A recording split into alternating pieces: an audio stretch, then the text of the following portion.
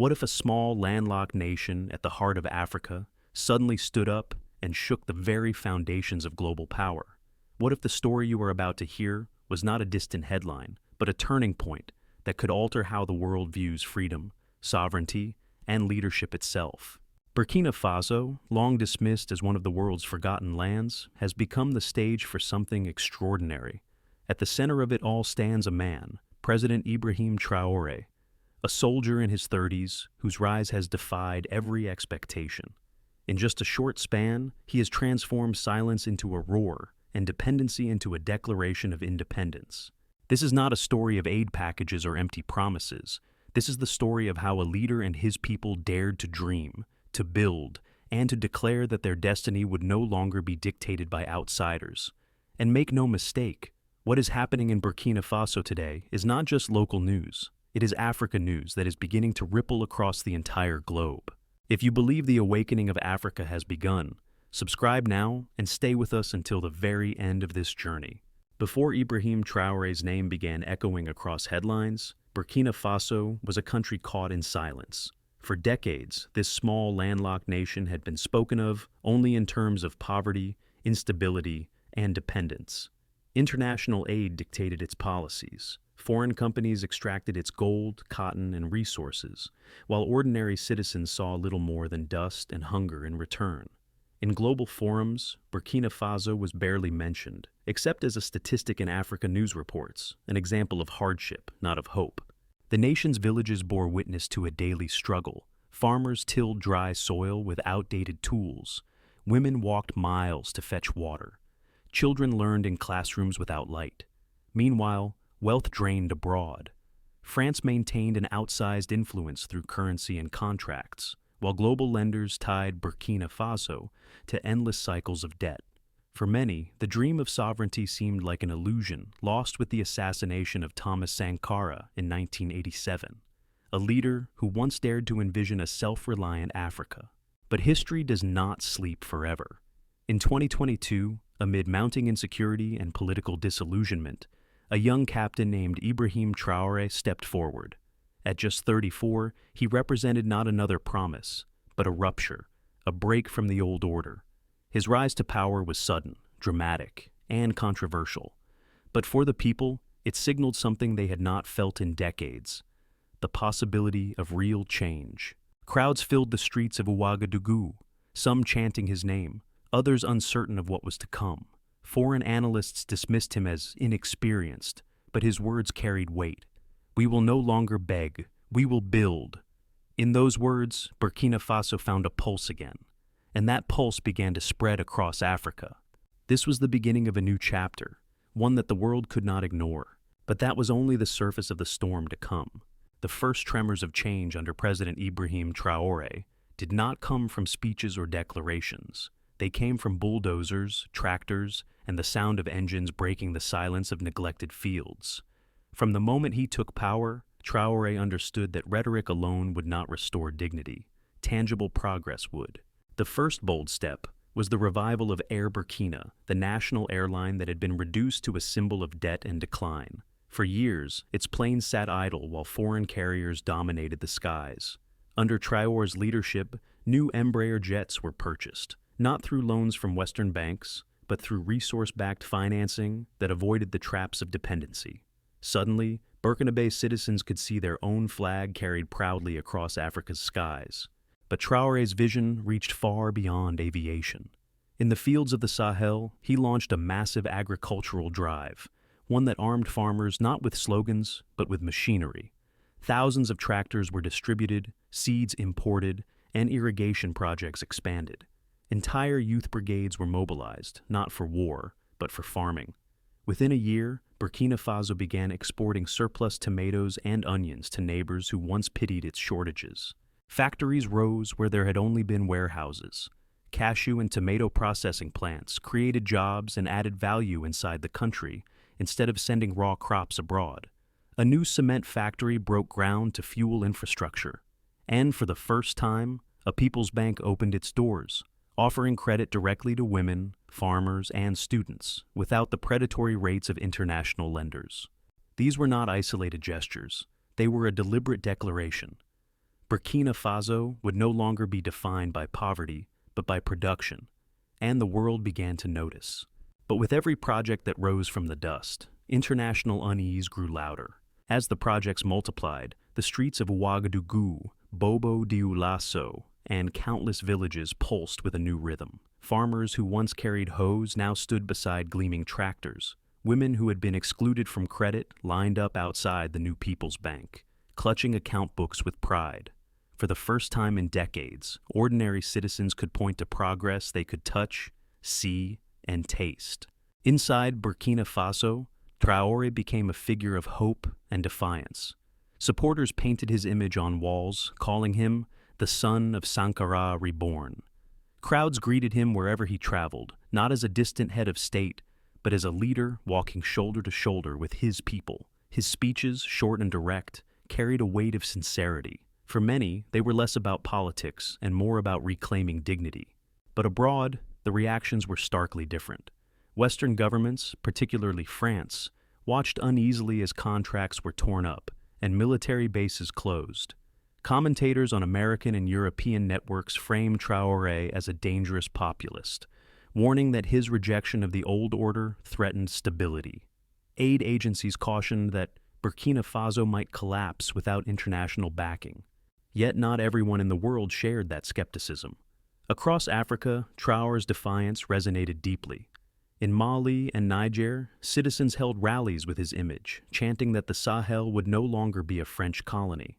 Even in the African diaspora communities in Paris, New York, and Atlanta, young activists began to invoke Traoré's name, alongside historical giants like Patrice Lumumba and Kwame Nkrumah. The clash of narratives was unmistakable. Inside Burkina Faso, he was a liberator. In much of the Western press, he was portrayed as a reckless upstart. And between these two perceptions stood the undeniable reality. Ibrahim Traoré had placed his nation on a new trajectory that the world could not ignore. But the true consequences of his defiance, social, political, and global, were only beginning to unfold. The most striking consequence of Ibrahim Traoré's leadership was not found in policy papers or press releases, but in the daily lives of ordinary Burkinabe citizens. In villages where silence once reigned, the steady hum of machinery began to reshape both the land and the spirit of the people. For farmers, the arrival of tractors and improved seeds meant more than an increase in harvests. It meant the possibility of stability. Families who once lived on the edge of famine found themselves storing surplus grain. Markets that had once been empty during lean seasons overflowed with tomatoes, onions, and maize. Children, who had often missed school to work in fields, were now able to return to classrooms because their families could afford to hire labor or rely on better equipment. For women, access to the People's Bank represented a quiet revolution. Many of them, long shut out of financial systems, suddenly had the means to launch small businesses, from tailoring shops to produce stalls. Credit cards and savings accounts, once a distant dream, became tangible realities. The psychological shift was just as important as the financial one. Women began to see themselves not only as caretakers, but as participants in national progress. Even in the realm of health, signs of change emerged. Construction began on hospitals with specialized wards, including a geriatric center, an acknowledgement that the elderly deserved dignity in their final years. Electricity reached clinics that had previously operated by candlelight, allowing doctors to work with modern equipment. For rural families, this was nothing short of a miracle. The atmosphere in the country was charged with a mixture of hope and determination. For the first time in a generation, citizens believed that the sacrifices of their labor would remain in their own land. It was not perfect, nor was it easy, but it was theirs. And that distinction alone carried a power far greater than any aid package. Yet, while daily life improved for many, the political consequences of Traoré's defiance carried risks that could not be ignored. While the civil impact of Ibrahim Traoré's projects was visible in fields, factories, and hospitals, the political consequences rippled far beyond Burkina Faso's borders. Domestically, his defiance against foreign tutelage reshaped the relationship between citizens and the state.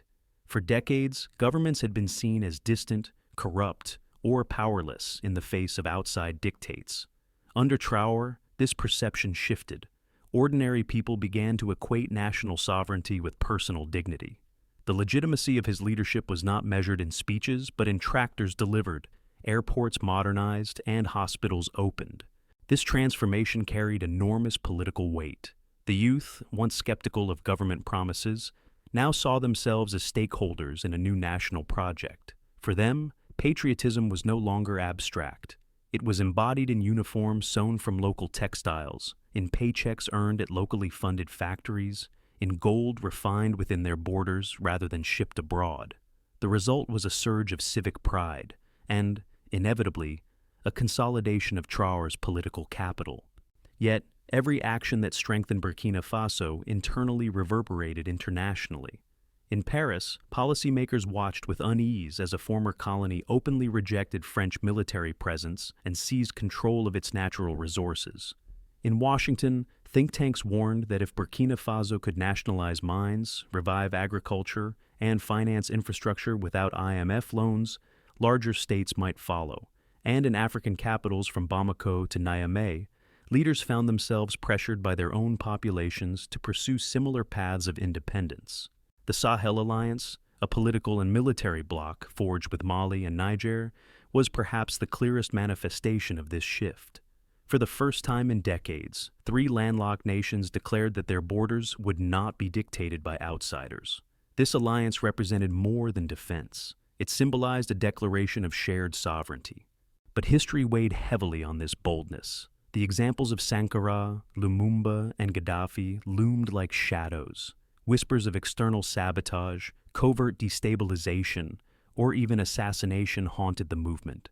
Every step towards sovereignty made Burkina Faso a beacon for others, and beacons are often targets. Thus, the political consequence of Traore's leadership was twofold. At home, a surge of confidence and legitimacy. Abroad, a tremor in the architecture of Western influence.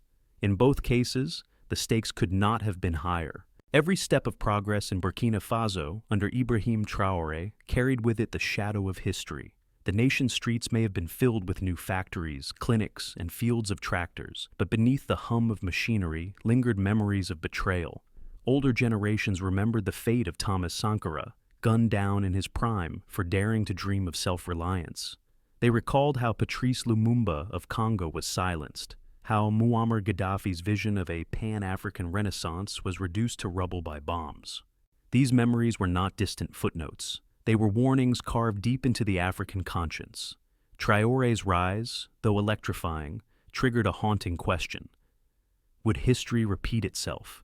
Could a young captain, armed with nothing more than construction plans and the will of his people, truly defy the global order without provoking the same brutal response that had claimed so many before him? Inside Burkina Faso, whispers of fear mixed with chants of pride. Supporters celebrated every new hospital and refinery as victories against dependency. Yet, in hushed tones, families asked whether their leader was now a marked man. Rumors circulated of foreign plots, of intelligence agencies studying his moves, of covert attempts to undermine his government from within. And then there was the constant reality of insurgency. Even as new fields bloomed with harvest, extremist groups lurked at the nation's borders, fueled by instability and, many believed, outside interference. Every act of defiance against the old colonial order seemed to attract new dangers. For ordinary citizens, this duality was suffocating, hope for a brighter tomorrow, overshadowed by the dread of forces determined to crush it. The weight of history was not the only danger. In the present, Burkina Faso faced mounting pressure on all fronts. Western think tanks warned of reckless populism. European commentators spoke of unsustainable sovereignty. To the outside observer, these critiques sounded like analysis, but to Burkinabe ears, they echoed as veiled threats, a prelude to the kind of interventions that had destabilized other nations daring to chart their own path. At international forums, Traoré's defiance drew standing ovations from African audiences, but uneasy stares from Western diplomats. His speeches carried the force of lived proof. Hospitals built without IMF loans, mines nationalized without foreign oversight, electric cars assembled in a country once dismissed as underdeveloped. These realities made him more dangerous than any fiery orator. He was not just talking, he was building, and that was precisely what fueled the tension. Every new runway, every refinery, Every cooperative farm chipped away at the narrative of African dependency. The more tangible his projects became, the more unbearable they were to those invested in the old order. Intelligence chatter in Washington, Paris, and Brussels began to focus on whether this Burkina experiment could be allowed to survive. Meanwhile, inside the country, the stakes rose with each achievement. Supporters saw in Traoré not merely a president, but a symbol of dignity restored. His fall, they feared, would not just be a political event, but a national trauma, a repetition of Sankara's unfinished dream. Thus, Burkina Faso stood at a knife's edge, celebrated by its people, scrutinized by rivals, and haunted by the ghosts of Africa's past. The question was no longer whether the nation could build. It was whether it would be allowed to keep what it had built. The world held its breath as Ibrahim Traoré took the stage in Ouagadougou's Independence Square. Before him stood tens of thousands waving flags, chanting his name, their voices rising like a storm. It was more than a rally. It was a declaration of sovereignty before the eyes of the world. At that very moment, foreign news channels dissected every word, every gesture. Western capitals, still clinging to their influence in Africa, grew increasingly alarmed. The reports of Burkina Faso constructing factories, launching local energy projects, and even assembling electric vehicles had already unsettled them. But now, with Traoré vowing to expand the Sahel alliance into a broader African economic union, the alarm turned to outright panic. In Paris, analysts whispered that this was no longer about one country, but a regional wildfire. In Washington, security briefings asked whether Burkina Faso could become a second Cuba in the heart of Africa. Intelligence agencies debated covert options. Could sanctions strangle the young revolution before it spread? Could internal divisions be exploited to destabilize the regime? Every scenario was on the table. Inside Burkina Faso, the air grew heavier. Farmers who had just received new irrigation canals now wondered if their crops would survive the political storms to come. Mothers who saw hospitals finally within reach feared that foreign pressure could choke off the supplies and medicine. Students who marched in the streets carried both hope and dread.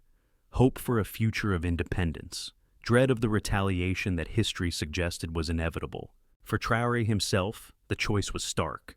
Retreat meant surrendering everything his people had fought for.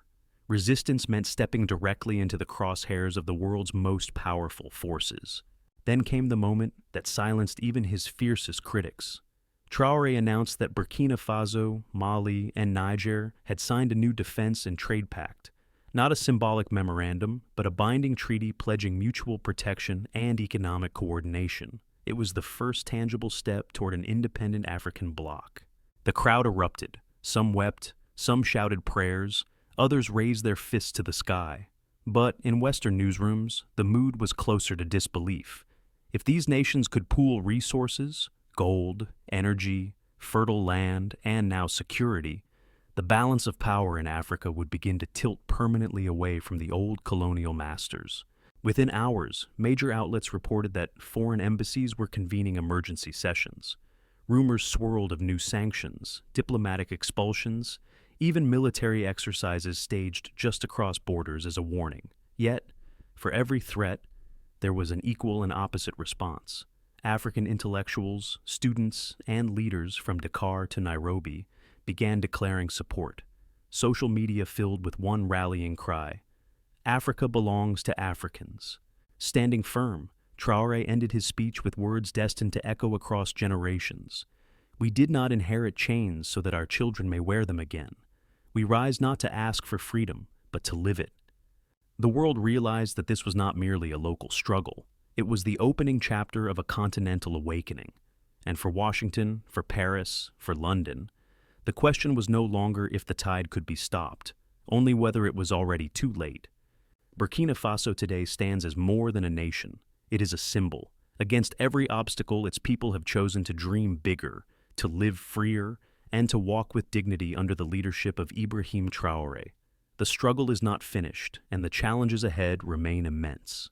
Yet the flame of sovereignty has been lit, and it is spreading across Africa like a dawn that cannot be reversed. For American viewers, the question is clear. Are we witnessing the rebirth of an entire continent, one that will no longer bow, but stand shoulder to shoulder with the world? Can the bold vision of Ibrahim Traoré inspire not only Africa, but also those of us who still believe in courage, truth, and independence? Traoré himself offered the answer in words that will outlive him. We do not ask permission to be free. We have risen to claim it. If the spirit of Ibrahim Traoré touches your heart, share this story. Subscribe so you will not miss the next chapter in Africa's journey. And above all, let the world know. A new Africa is rising, and it will never kneel again.